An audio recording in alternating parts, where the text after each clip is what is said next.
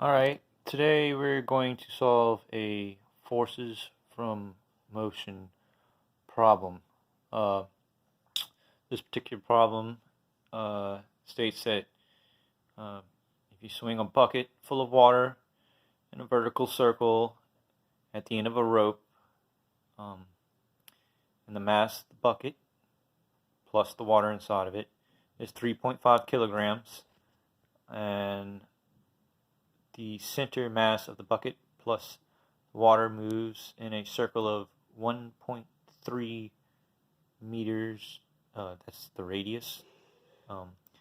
At the instant that the bucket is at the top of the circle, the speed of the bucket is 4 meters per second. And with those measurements, it wants you to calculate the force tension on the rope that the bucket is swinging on. Drew the system to help us understand what's going on.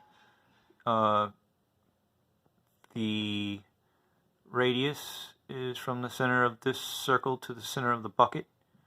The M is the mass, it's 3.5 kilograms. There's a force of tension on the rope. It's in the y direction, and there's a force of gravity in the y direction. I just have the force written there. But anyways, it's going to come out that you're only going to be concerned with one direction, because you're going to solve this problem in magnitude.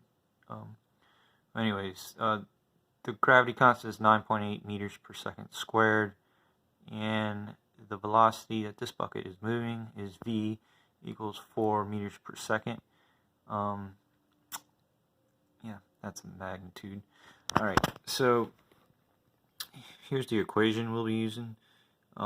It's F net equals the difference in momentum over the difference in time, and that's a perpendicular momentum, and we can set that equal to mass times velocity squared over the radius to solve this in magnitude fashion, and that equals the net forces, which we showed in our diagram, are the force of tension on the rope and the force due to gravity.